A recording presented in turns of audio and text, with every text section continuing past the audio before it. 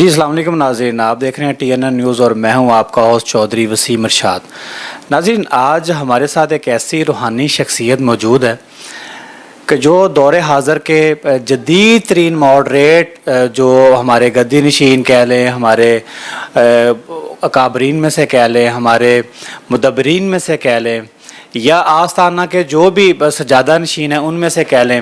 ایک ایسی شخصیت جن کا میں ابھی آپ کو تعارف کرواتا ہوں۔ آستانہ عالیہ سندر شریف لاہور کے گدی نشین سجادہ نشین سید محمد حبیب عرفانی چشتی صاحب ہمارے ساتھ موجود ہیں۔ آج ان سے ہم بات کرتے ہیں آج کے دور حاضر کے حوالے سے، جو خانقاہیں آج کل چل رہی ہیں ان کا جو میکانزم چل رہا ہے اس کے حوالے سے بھی ان سے بات کریں گے، اور بے شک ہم ان سے کچھ سیکھیں گے بھی، علم اور فیض بھی لیتے ہیں۔ تو ان سے بات کرتے ہیں۔ جی عرفانی صاحب، سب سے پہلے تو بہت بہت شکریہ ٹی این این کو ٹائم دینے کے لیے۔ آپ ایک بہت بڑی روحانی خانقاہ کے سجادہ نشین بھی ہیں، تو ہمیں سب سے پہلے تو ہمارے ناظرین کو یہ آگاہ کیجیے گا کہ خانقاہی نظام اصل میں ہے کیا، اس کی کیا اہمیت ہے، اس کی کیا تاریخ ہے، اس کے بارے میں ذرا ہمارے ناظرین کو آگاہ کیجیے گا۔ بسم اللہ الرحمن الرحیم۔ دیکھیے، خانقاہی نظام اگر ہم تاریخ دیکھیں تو نبی کریم صلی اللہ علیہ وآلہ وبارک وسلم کی آمد سے پہلے بھی یہ موجود تھا۔ اس کی ایک مثال اگر دیکھ لیں تو اصحاب کہف کا، یا جو ایک واقعہ ہے قرآن مجید میں کہ کچھ نوجوان اپنے اس دور کے حکمران سے، اور یہ نبی نہیں تھے، یہ اللہ کے برگزیدہ بندوں میں سے تھے، تو انہوں نے ایک غار میں جا کے پناہ لی۔ یہ معاملہ اس میں جب نبی کریم صلی اللہ علیہ وآلہ وبارک وسلم کی اس کائنات میں آمد ہوئی تو سب سے پہلا جو ہمیں تصوف کا یا طریقت کا ایک پیرامیٹر ملتا ہے وہ ہے اصحاب صفہ کا، کہ جہاں ایسے لوگ جو مدینہ منورہ ہجرت کر کے آئے، جن کا خاندان نہیں تھا، جن کے اعزا اقربا نہیں تھے، جو مالی طور پر بہت کمزور تھے، جن کی معاشرتی حیثیت کوئی نہیں تھی، تو ان کے لیے نبی کریم صلی اللہ علیہ وآلہ وبارک وسلم نے ایک جگہ مخصوص فرما دی کہ وہ لوگ وہاں بیٹھتے تھے، وہاں رہتے تھے، وہاں سوتے تھے، وہیں جو کچھ مل گیا کھاتے تھے، پیتے تھے اور تعلیم حاصل کرتے تھے۔ کہ نبی کریم صلی اللہ علیہ وآلہ وبارک وسلم وہاں زیادہ وقت اس میں گزرتا تھا، وہیں آپ کا، اور وہ اصحاب جو ہیں وہ تعلیم کے مراحل میں سب سے آگے تھے جتنے بھی باقی صحابہ کرام تھے۔ یہ پھر آگے چلتے چلتے اسی طرح سے جو پہلے ادوار میں تصوف یا طریقت رہی، تو اس میں جو اب کے دور میں تصوف پر یا طریقت پر اعتراض کیا جاتا ہے کہ دین و دنیا کو چھوڑ کر، دین تو نہیں، دنیا کو چھوڑ کر جنگلوں میں جا کے آباد ہو جانا، یہ اسلام سے پہلے کا تصوف ہے۔ کہ اس دور میں کہ جس طرح اصحاب کہف کی بات ہے کہ وہ جنگل میں چلے گئے، غار میں چلے گئے، وہاں جا کے رہ گئے، اور واقعات، اور قرآن مجید نے بھی اس شے کی ممانعت فرمائی ہے کہ جو ان کے دور میں بات تھی وہ بات اب نہیں ہے۔ اس میں یہ ہے کہ جو طریقت کا یا خانقاہ کا یا درگاہ کا ایک بنیادی مقصد رہا، اس میں اب مثلا میں ایک بات گزارش کرتا ہوں، حضرت بشر حافی رحمہ اللہ تعالی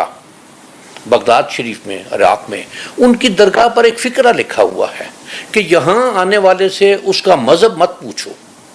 اس کو یہ پوچھو کہ اس نے کھانا تو نہیں کھانا، بھوکا تو نہیں ہے وہ۔ یہ طریقت کی تعلیم ہے، اور اس میں یہ چیز دیکھیے کہ مثلا ہمارا جو اولین اس کو مرکز کہیں گے تو جو اس وقت بھی پورا طرح ایکٹیو ہے وہ بغداد شریف میں ہے، کہ چوتھی پانچویں صدی میں، اس سے پہلے کے جو ہیں وہ اب آثار خاصے کم ہیں، لیکن حضرت ویسے کرنی رضی اللہ تعالیٰ عنہ کہ ان کا ایک جو معاملہ ہے کہ ایسی ذات جو جنہوں نے نبی کریم صلی اللہ علیہ وسلم کا دیدار نہیں کیا، لیکن ان کا ایک دین سے محبت، نبی کریم صلی اللہ علیہ وآلہ وبارک وسلم سے محبت، اور اپنی والدہ کی عقیدت اور محبت، کہ اس میں یہ حضرت علی کرم اللہ تعالیٰ وجہ الکریم اور حضرت عمر فاروق رضی اللہ تعالیٰ عنہ ان سے یہ بات ارشاد فرمائی کہ وہاں جانا تمہیں اس طرح کا بندہ ملے گا، اس سے میری امت کے لیے دعا کروانا۔ یہ جو مقام ہے کہ اب ویسے کرنی نبی تو خیر بالکل ہی ممکن نہیں، صحابی بھی نہیں ہے، لیکن ان کی ریاضت، ان کی اللہ کی سے محبت، ان کی اللہ کے رسول سے محبت، ان کی ان تعلیمات پر چلنے کی کیفیت یہ ہوئی کہ اللہ کے رسول صلی اللہ علیہ وآلہ وبارک وسلم نے ان کے یہ بات پیغام بھجوایا کہ میری امت کے لیے مغفرت بخشش کی دعا کریں۔ یہ طریقت، اور پھر اس کے بعد جو آگے کہ نبی کریم صلی اللہ علیہ وآلہ وبارک وسلم کی ذات خاتم النبیین ہے۔ انسان کو ہر دور میں، ہر لمحے پر، ہر ساتھ میں ایک رہنمائی کی ضرورت ہے کہ اب مثلا ایک یہ شاید دیکھی جائے کہ قرآن مجید عربی میں ہے،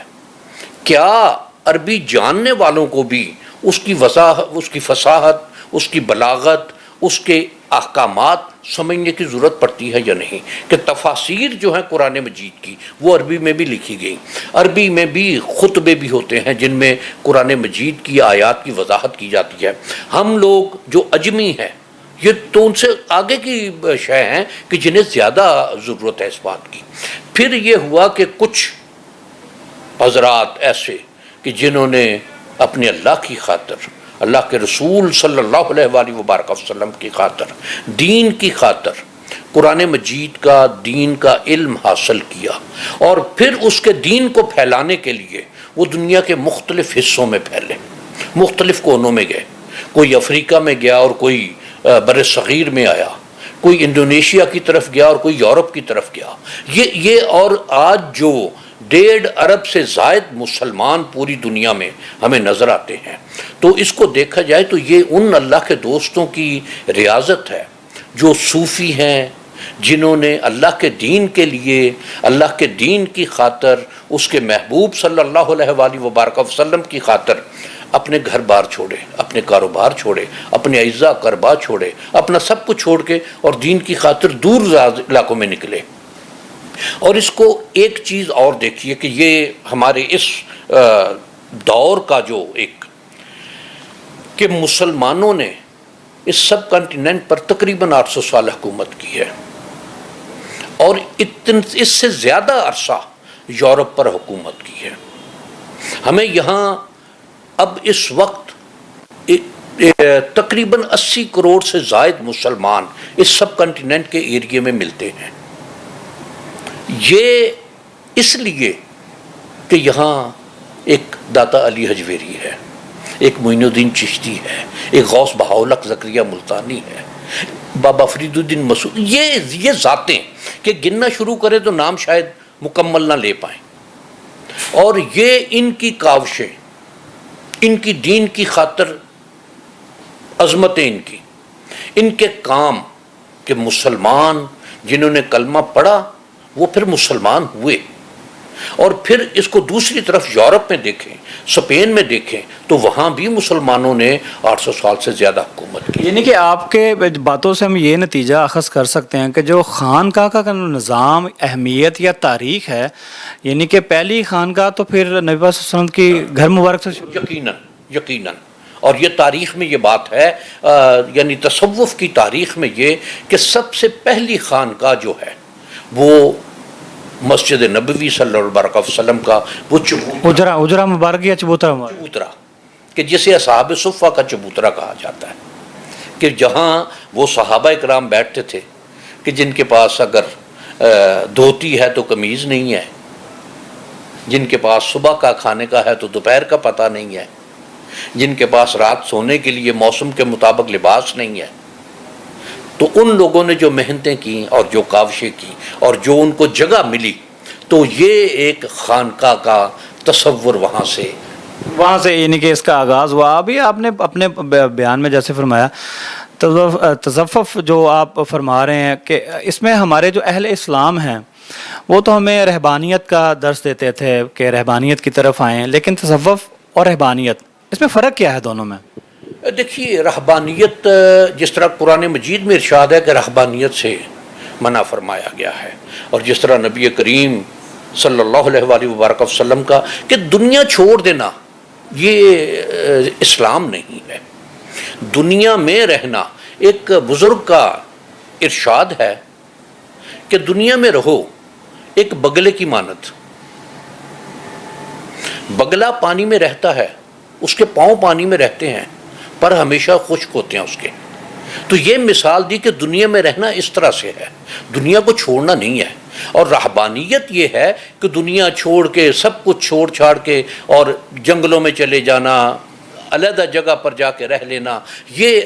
ہے ہندوازم میں، ہے ابھی بھی یہ رہبانیت ہے ان کے ہاں، یا عیسائیوں میں مجھے اب نہیں پتا کہ اس وقت ہے یا نہیں، لیکن ہندوؤں میں تو یہ دیکھتے ہیں کہ ان کا جو تپسیا کا یا اس طرح کے معاملات ہیں کہ وہ گھر بار چھوڑ کے جنگلوں میں نکل جاتے ہیں اور وہاں کئی سال گزار کے پھر واپس آتے ہیں۔ تو دین اسلام میں یہ بات نہیں ہے، دین اسلام میں یہ ہے کہ لوگوں میں رہو لوگوں کی طرح، لیکن اپنا تشخص برقرار رکھو۔ اس کا مطلب ہے کہ جو تصوف ہے اس سے ہم یہ چیز اخذ کر سکتے ہیں کہ یہ روحانی تسکین کے لیے یا آپ کے کردار کو نکھارنے کے لیے تصوف کا جو ہے وہ ایک بہت بڑا کردار ہے اس میں۔ یقیناً اپنے ایک مرشد کے پاس تربیت کے لیے کئی سال حاضر رہے، جب ان کے علم کی، ان کے تزکیے کی تکمیل ہوئی، ان کو اپنے مرشد سے یا استاد سے ایک سند مل گئی، تو انہوں نے اجازت چاہی کسی علاقے کے لیے کہ میں وہاں جا کے تبلیغ کا کام کروں۔ تو ان کے مرشد نے ایک بات کہی ان سے کہ تبلیغ کرتے ہوئے کوشش کرنا کہ تمہیں زبان نہ ہلانی پڑے۔ یہ جو ایک معاملہ ہے کہ تمہارا عمل ایسا ہو، تمہارا رہن سہن ایسا ہو، تمہاری لوگوں کے ساتھ گفتگو اس طرح کی ہو، تمہارا چلن یہ ہو کہ لوگ کہیں کہ یہ اسلام ہے، یہ مسلمان ہے۔ اس طرح آج کے دور میں یہ کہا جاتا ہے کہ اسلام تو بڑا اچھا مذہب ہے، مسلمان اچھے نہیں ہیں۔ یہ بات یقیناً کافی حد تک درست ہے، لیکن اس کے لیے یہ بات کہ جو تصوف نے، طریقت نے یا اہل اللہ نے طریقہ کار اختیار کیا، تو اس کو دیکھا جائے تو اب آج سے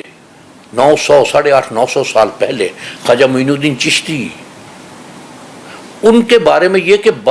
8 لاکھ لوگ مسلمان کیے، اور بابا فرید الدین مسعود قدس اللہ تعالیٰ صلی اللہ عزیز، انہوں نے 92 لاکھ لوگ مسلمان کیے۔ تو اس میں یہ لوگ کہ یہ اتنی تعداد میں لوگوں کا مسلمان ہونا، تو یہ ان کے صرف ابلاغ کی بات نہیں تھی، صرف گفتگو کی بات نہیں تھی، ان کی بات بھی تھی، ان کے رہن سہن کی بات بھی تھی، کہ ان کے لوگوں کے ساتھ میل ملاقات کی بھی بات بھی تھی، ان کا لوگوں کے ساتھ گفتگو کرنا بھی، یہ سارا کچھ اس میں شامل تھا کہ لوگوں نے جب یہ دیکھا کہ یہ ہے اسلام جس پر یہ شخص کاربند ہے، تو یقیناً ہمیں بھی اس پر چلنا چاہیے۔ اچھا، آپ کی باتوں سے تو یہ بالکل یہ بات پتہ چل رہی ہے، ہمیں علم بھی بڑا حاصل ہو رہا ہے، ہمارے لیے بڑی اہمیت کی حامل ہے۔ تصوف کا کردار یقیناً ہماری زندگی میں بہت اہمیت کا حامل ہے، اسلام میں بھی بہت اہمیت کا حامل ہے، لیکن آخر کیا وجہ ہے دور حاضر میں ہم لوگ تصوف کے کردار سے بھی پیچھے ہٹ رہے ہیں، یا اس میں خرابیاں بھی پیدا ہو رہی ہیں؟ ہمارے علماء کرام جو سیرت النبی صلی اللہ علیہ وسلم جو ہماری پیروی کا ایک بہت بڑا ذریعہ ہے ہماری زندگی کا، اس سے بھی وہ پیچھے ہٹ رہے ہیں، ہمارے دین میں بھی خرابیاں آ رہی ہیں، اور خانقاہوں میں بھی آج کل وہ بہت دوریاں پائی جا رہی ہیں جو پہلے ہمارے جو علماء کرام جو ہمارے ولی اللہ تھے۔ آخر اس کی کیا وجہ ہے؟ یہ تصوف میں بھی خرابیاں، ہماری خانقاہوں میں بھی خرابیاں، کون ذمہ دار ہے ان کا؟ دیکھیے، میں تھوڑا سا آپ کی بات سے اختلاف کروں گا کہ تصوف میں خرابی نہیں ہے، اس کو استعمال کرنے والوں میں خرابی ہے۔ اب خانقاہ کا میں نے ایک جس طرح گزارش کی کہ خانقاہ کا بنیادی مقصد جو ہماری قدیم خانقاہیں ہیں، کہ جب ہم تاریخ پڑھتے ہیں کہ لاہور میں داتا حضور، اجمیر شریف میں خواجہ غریب نواز، ملتان میں غوث بہاؤالحق زکریا ملتانی، یہ تو چلیں بڑے شہر ہو گئے۔ اس کے بعد آپ دیکھیں تو سرہند شریف میں، اجمیر پاک پتن شریف میں، مطلب یہ تو اس وقت بھی دور افتادہ علاقے تھے، تو وہاں جو لوگ اب جوگ در جوگ جاتے ہیں، ان کے نام کا ڈنکا بجتا ہے، تو اس کی وجہ یہ ہے کہ ان لوگوں نے خانقاہ کو خانقاہ بنایا، اور یہ اس طرح سے بنایا کہ ان کے پاس کوئی بھوکا آیا تو انہوں نے بغیر کسی حیل و حجت کے اس کے سامنے کھانا رکھا. کوئی علم کا متلاشی آیا تو اسے جگہ بھی دی اور اسے علم بھی سکھایا. کوئی مریض آیا تو اس کے لیے طبیب کا انتظام بھی کیا, دوائی کا انتظام بھی کیا. کوئی بے گھر آیا, اس نے رہنے کے لیے کہا تو اس کو رہنے کی جگہ بھی ملی. یہ اب دیکھیں تو ہمارے تمام تر جتنی بھی خانقاہیں ہیں ان پر یہ ایک بنیادی چیز ہے. پھر اس کے بعد آ جاتا ہے آگے کہ کیا اس میں اس وقت میں اس کو اپنے طور پر میں اس کو دو پارٹس میں رکھتا ہوں. ہمارے ہاں اب ایک محکمہ ہے جسے اوقاف کا نام دیا گیا ہے. اس میں اگر مجھے اجازت دیں تو میں تھوڑی سی بات گزارش کروں کہ جب 1958-59 میں یہ بل لایا گیا, اوقاف کا محکمہ بنایا گیا, تو اس وقت اعتراض یہ تھا کہ گدی نشین یا سجادہ نشین حضرات درگاہ کی آمدنی ساری کھا جاتے ہیں, زائرین پر یا درگاہ پر کچھ نہیں لگتا. میں آپ کو پچھلے سال کا اسمبلی میں پیش کیا ہوا اس کا اوقاف کا جو سال کا تھا اس میں 98.5% 98.5% انکم آف اوقاف وہ خرچ کی جاتی ہے انتظامی معاملات پر. کیا جس بنیاد پر اوقاف کا محکمہ بنایا گیا وہی کام اب اوقاف نہیں کر رہا؟ دوسری میں اس کے ساتھ ایک پہلو یہ ہے. دوسرا پہلو مثلا میں سندر شریف کا, میں وہاں کا گدی نشین ہوں, سجادہ نشین ہوں. شکر الحمدللہ ہمارے ہاں اسکول کی سہولت موجود ہے. ہمارے ہاں پورے پنجاب میں اس وقت 12 میڈیکل سینٹرز کام کر رہے ہیں. ہمارے ہاں سندر شریف میں ہر ماہ میڈیکل کیمپ ہوتا ہے جس میں ہر طرح کی اسپیشلٹیز موجود ہوتی ہیں. مثلا آپ کے یہاں سائی وال میں ڈاکٹر صدیقی صاحب پرنسپل رہ کے گئے کالج میں, وہ ہمارے انچارج ہیں میڈیکل کیمپوں کے. زاہد کمال صدیقی صاحب میڈیکل کیمپوں کے انچارج ہیں وہ. شکر الحمدللہ فیصل آباد میں اب تک ہم سالانہ میڈیکل کیمپ میں 7 سے 8 ہزار مریض 3 دن کا یا 5 دن کا ہمارا ہوتا ہے. اتنے مریض آتے ہیں اور 500 سے 800 آپریشن ہوتے ہیں اور A to Z ان کے اخراجات برداشت کیے جاتے ہیں. پھر یہ کہ لنگر کا 2 ٹائم انتظام ہے. اس کو میں ایک اور بات ساتھ میں گزارش کروں گا کہ درگاہوں پر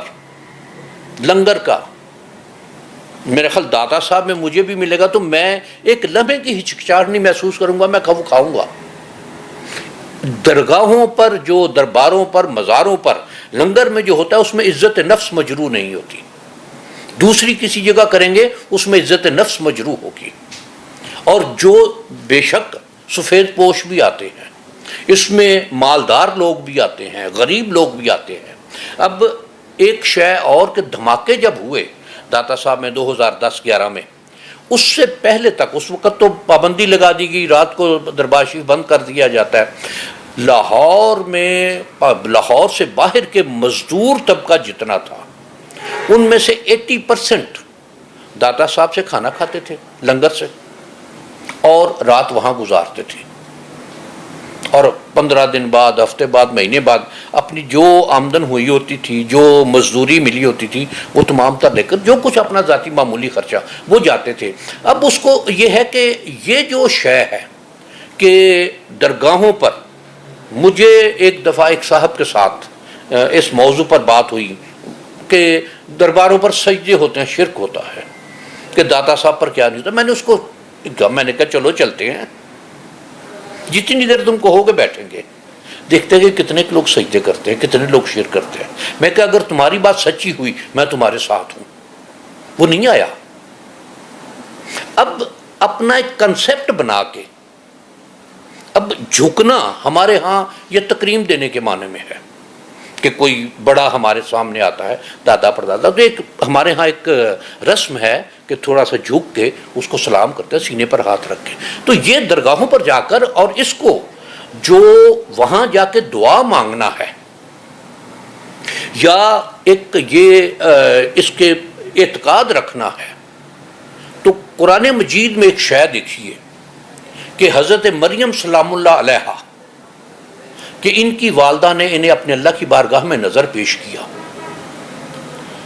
اور جو ارشاد وَإِذْ قَالَتِ امرأۃ عمران رب انی نظرت لَکَ مَا فِی بطنی کہ میرے پیٹ میں جو کچھ ہے میں تیری بارگاہ میں نظر پیش کرتی ہوں، محررن فتقبل منی تو اس سے مجھ سے قبول فرما لے۔ اب اس دور کے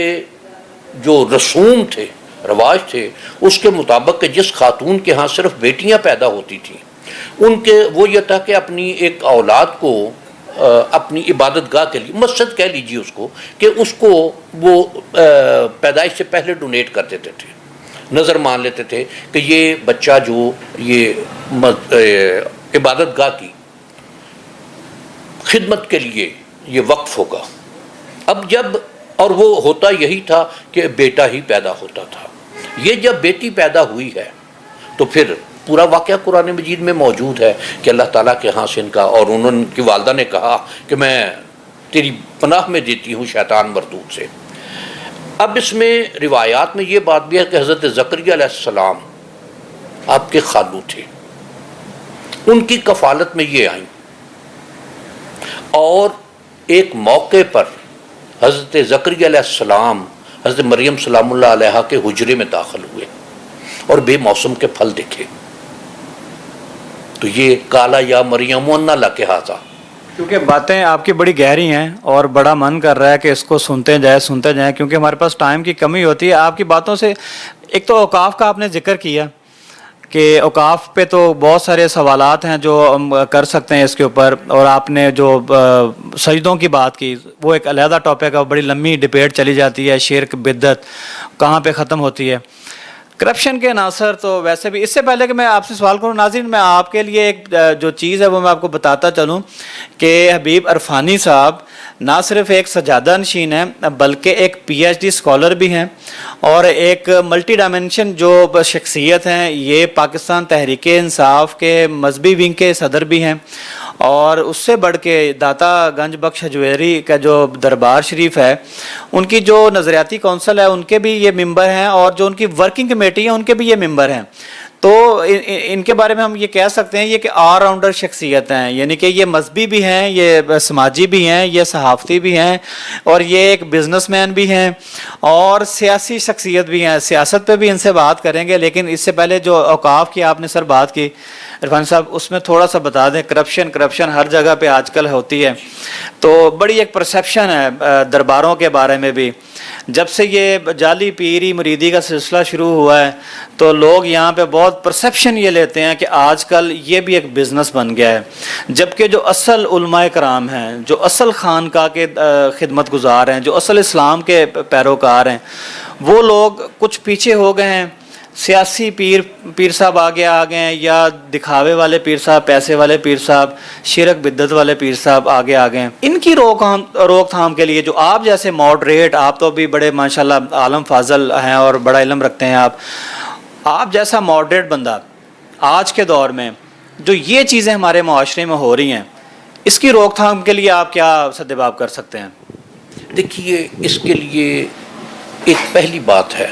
کہ 2 نمبری کہانی ہے معاشرے میں۔ کیا ڈاکٹر 2 نمبر نہیں ہے؟ کیا پروفیسرز 2 نمبر نہیں ہیں؟ معاشرے میں کون سا طبقہ ایسا ہے جس میں آپ کو 2 نمبر نہیں ملیں گے لوگ؟ یہ اسکالرز بھی لے رہے، کچھ کسی طرح کے لوگ بھی، کہ بہت سے پچھلے کچھ عرصے میں ڈاکٹرز ایسے ملے جن کی ڈگریاں جعلی تھیں، وکلاء حضرات جن کی ڈگریاں جعلی تھیں، اسی طرح سے لیکچرر حضرات، ٹیچر حضرات جن کی ڈگریاں جعلی تھیں۔ تو یہ اب دیکھیے، انسان نے عقل اور شعور دیا ہے، جس کے پاس جا رہے ہیں وہ کیا بات کہتا ہے، یہ میرے سمجھنے کی بات ہے۔ جس نے فراڈ کی نیت سے جو بیٹھا ہے اس نے تو اپنے آپ کو پیش کرنا ہے کہ میں تو بہت نیٹ اینڈ کلین ہوں، لیکن دیکھنے والے نے یہ سمجھنا ہے، یا جس کو اس سے کام ہے اس نے یہ سمجھنا ہے کہ یہ صحیح ہے بھی یا نہیں۔ اب اس کے لیے 2 چیزیں ہیں۔ کہ اگر کوئی شخص صرف اپنی ہی بات کر رہا ہے اپنے آپ کو بڑھا چڑھا کے، تو یہ پھر ذرا اس کے بارے میں زیادہ تحقیق کر لی جائے کہ جی اپنے آپ کو جو بہت پروموٹ کر رہا ہے تو یہ کوئی پیچھے کچھ اور مقصد تو نہیں ہے، پیچھے کچھ اور ماٹو تو نہیں ہے، یہ دیکھ لیا جائے کہ یہ ایک ایسی بات ہے۔ دوسری چیز اس میں دیکھیے کہ ہمارے ہاں ایک عام کنسیپٹ، میں مثالاً ایک بات گزارش کرتا ہوں کہ یہ ایک کسی صاحب نے لکھی کہ یورپ میں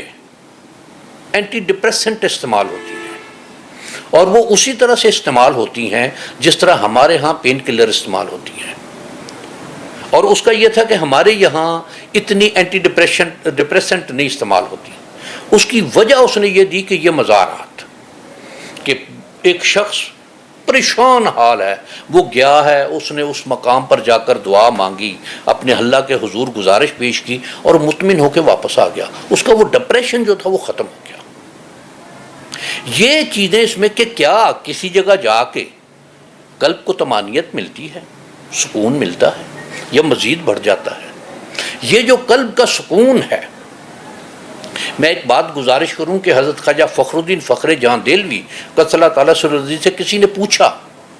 کہ کیا وجہ ہے کچھ لوگ اپنی زندگی میں بہت مشہور ہوتے ہیں لیکن جو ہی ان کی موت واقع ہوتی ہے لوگ بھول بھال جاتے ہیں۔ اسی طرح اس کے بالکل الٹ بھی ہے کہ کچھ لوگ اپنی زندگی میں زیادہ مشہور نہیں ہوتے لیکن ان کی موت کے بعد ہر طرف ان کا ایک نام کا ڈنکا بجتا ہے۔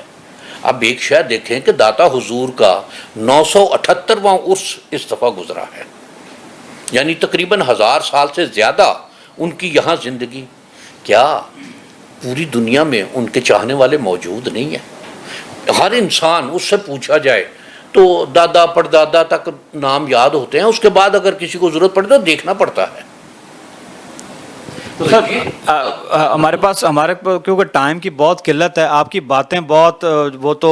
رات بھی گزر جائے ٹائم کا پتہ نہ چلے، لیکن آخری چند باتوں میں سے ناظرین ایک اور چیز میں آپ کو اس میں شامل کرتا چلوں کہ عرفانی صاحب کے جو والد محترم تھے وہ بھی صحافت سے تعلق رکھتے تھے۔ ایک انٹرسٹنگ چیز میں آپ کو شیئر کرتا چلوں کہ آپ کے والد گرامی نے 2 سے 3 بار قائد اعظم محمد علی جناح رحمۃ اللہ علیہ کا بھی انٹرویو کیا، لیاقت علی خان کا بھی انٹرویو کیا، تو اس لیے ہم یہ کہہ سکتے ہیں کہ یہ ہمارے جو بزرگوار ہیں یہ صحافتی جو ادارہ اور وہ بھی تجربہ رکھتے ہیں۔ تو سر آج کی جو صحافت ہے یا جو آج کا ماحول ہے اس کے بارے میں تھوڑا سا بتا دیں کہ صحافیوں کے اوپر جو قدغن لگائی جا رہی ہے، آپ کیونکہ تحریک انصاف کے ایک پریزیڈنٹ بھی ہیں ایک ونگ کے، تو بطور صحافتی ادارے کے آپ کے والد صاحب بھی منسلک رہے ہیں، ہم بھی صحافت سے منسلک ہیں، یہ جو گورنمنٹ بل پاس کر رہی ہے، آرڈیننس پاس کر رہی ہے، اس کے بارے میں آپ کیا کہنا پسند کریں گے؟ یہ دیکھیے جس طرح ابھی بات پہلے ہوئی کہ 2 نمبر لوگ ہر جگہ موجود ہیں، صحافیوں میں بھی موجود ہیں، اس کا انکار تو نہیں کیا جا سکتا۔ تو بجائے اس کے کہ اس جو 2 نمبری ہے یا جو غلط لوگ ہیں یا جو بلیک میلر ہیں اس صنف میں گھسے ہوئے، ان پر قدغن لگائی جائے، ان کو علیحدہ کیا جائے، پوری برادری کو پابند کرنا یہ مناسب نہیں ہے۔ ان لوگوں کو ٹارگٹ کیا جائے جو اس میں ایسے لوگ ہیں، اور ہیں ایسے لوگ، یقیناً آپ بھی اس بات کو تسلیم کریں گے کہ صحافی برادری میں ہیں لوگ جو بلیک میلر ہیں، کہ وہ صرف ایک اس چیز کا ٹیگ لگا کر اور لوگوں کو بلیک میل کرتے ہیں۔ ایسے لوگوں کی یقیناً سرکوبی ہونی چاہیے، لیکن ہر کسی کو تو اس میں نہیں لانا چاہیے کہ جو بہت اچھا کام کرنے والے ہیں اور وہ سب کے سامنے ہوتے ہیں۔ سر آخری ایک سوال عرفان صاحب، خانقاہوں کے حوالے سے آپ نے بہت ڈیٹیل سے بات کر دی، کیا طریقہ اپنایا جائے، کیا میکنزم اپنایا جائے کہ خانقاہوں کو پھر دوبارہ اس کی اصلی حالت میں واپس لایا جائے، جو ہمارے علماء کرام، صوفیاء کرام، بزرگوار جو کر کے گئے ہیں، اس کے بارے میں تھوڑا سا بتا دیجیے گا۔ دیکھیے میں اس سے زیادہ اس بات پر ہوں کہ ان کی تعلیمات کو عام کیا جائے، کہ داتا حضور نے جو تعلیمات دی ہیں تصوف کے بارے میں، آپ نے کشف المعجوب جو ہے تو وہ ایک باقاعدہ ایک تحریر ہے جس میں قرآن مجید کی تعلیمات کو یکجا کیا گیا ہے، اور پھر ان تعلیمات کے ساتھ جو داتا حضور کے تجربات ہیں ان کو بھی ساتھ کیا گیا ہے۔ تو یہ ہے کہ ہر درگاہ پر، ہر خانقاہ پر جو اس طرح کی کتابیں ہیں، ان بزرگوں کی تعلیمات ہیں، ان بزرگوں کے حالات، احوال اور واقعات ہیں، وہ لوگوں تک پہنچنے چاہیے کہ ان لوگوں نے کس طرح دین کا کام کیا، خود کس طرح دین پر کاربند رہے۔ اور پھر اب تو معاشرہ، ہم یہ کہہ سکتے ہیں کہ مسلمان اکثریت میں ہے، یہ تو اس معاشرے میں تشریف لائے جب ہر طرف ہندو مت تھا، جب ہر طرف بتوں کی پوجا ہو رہی تھی، تو اس وقت ان لوگوں نے یہاں بیٹھ کر دین کا کام کیا۔ پھر وہ دور ایسا تھا کہ جس میں مخالفتیں بھی بے شمار تھیں، تو جب انہوں نے اس طرح کا کام کیا اور وہاں، تو یقیناً پھر ان سے اولو العزم اور کون ہوگا۔ تو اگر ان کی اولو العزمی کو لے کر ہم آگے اپنی زندگیاں گزارنے کی کوشش کریں تو یقیناً اس مالک تعالیٰ کے ہاں سے ہمیں خیر ہی ملے گی۔ سر، ہمارے ناظرین کے لیے عرفانی صاحب، آج کے معاشرے کے حوالے سے، آج کے دور کے حوالے سے ہمارے ناظرین کو اگر کو آپ اپنا اصلاحی پیغام دینا چاہیں۔ میں ناظرین کے لیے یہ بات گزارش کروں گا کہ ہمارے آج کے دور میں دین کو بہت اور طرف لے جایا جا رہا ہے، فتوے بہت عام ہو گئے ہیں، اور وہ بھی اب فتوے دے رہے ہیں کہ جنہیں شاید بسم اللہ کی بے کا معنی بھی نہیں پتہ۔ برائے مہربانی اپنے دین پر، اپنے طریقے پر، اپنے انداز پر پوری طرح سے قائم رہیے، اور اگر کوئی دوسرے طریقے سے نماز ادا کر رہا ہے، تیسرے طریقے سے، تو کفر کا فتویٰ مت لگائیے اور نہ ہی کفر کا فتویٰ سنیے۔ جتنا میں مسلمان ہوں زیر ناف ہاتھ باندھ کے نماز پڑھنے والا، اتنا ہی سینے پر ہاتھ باندھ کر نماز پڑھنے والا بھی مسلمان ہے، اور اتنا ہی ہاتھ چھوڑ کر نماز پڑھنے والا بھی مسلمان ہے۔ اللہ تعالی ہمیں دین کی تعلیمات پر پوری طرح سے عمل کرنے کی توفیق عطا فرمائے۔ وآخر دعوانا۔ عرفانی صاحب، آپ کا بہت بہت شکریہ۔ جی ناظرین، ابھی آپ باتیں سن رہے تھے عرفانی صاحب کی، جو ضرور آپ کو مستفید کریں گی۔ مجھے میری کیمرہ مین ٹیم کے ساتھ اجازت دیجیے۔ اللہ نگہبان۔